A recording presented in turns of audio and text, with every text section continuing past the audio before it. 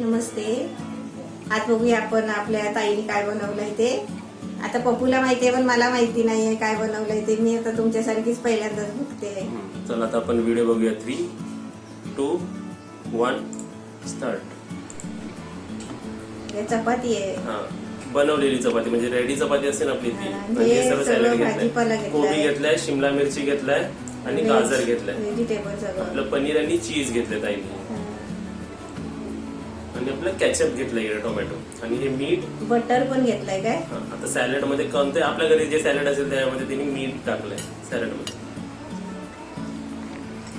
गाजर, शिमला मिरची, कोबी, म्हणजे जे काही असेल जे टोमॅटो काय घेऊ ते. शकतो, म्हणजे काही घेऊ शकतो. आता चपातीला ती सॉस लावते.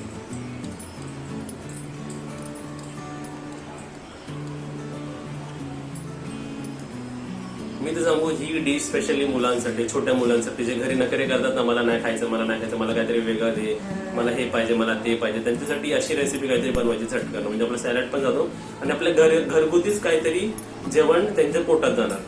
कारण छोटे मुलं खूप हे करतात ना की मला हे नको, जेवायला नको, काय नको. चपातीवर सॉस टाकलं, सॉस नंतर तिने सॅलड लावला पूर्ण.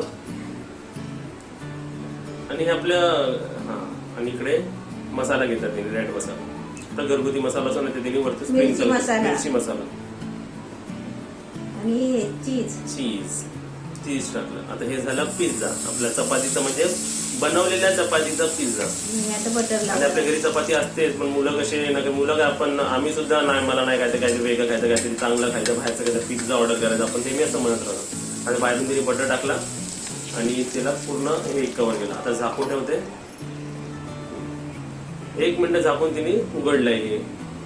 आता बघा ऑलमोस्ट पिझ्झा रेडी आहे. पण ते चपाती जरा कडक व्हायला पाहिजे. आता ही जराशी कडक झाली चपाती.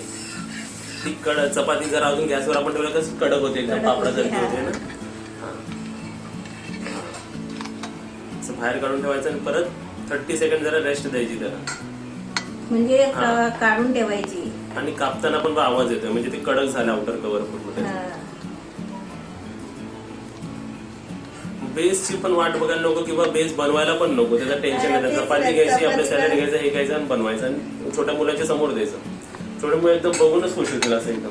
पण पहिल्या ताईने गव्हाच्या पिठाचं पण ते बनवून दाखवलं. तिच्या अगोदरच्या व्हिडिओमध्ये तिने असं बनवलेलं. जेव्हा मी तिच्या घरी गेलेलो ना, तेव्हा तिने बनवून दाखवलं. आणि बघा कडक आहे बघा उचलल्यावर, आहे ना. ना लवकर इकडे असं एक हात टाकून घ्यायचा आपण. इथे पप्पू बघतोय, पप्पूच्या तोंडाला पाणी सुटलंय. कडक आहे आणि पापडासारखं, म्हणजे आपण पापड कडकच आहे ते, चावतानाच माहिती पडतो ना.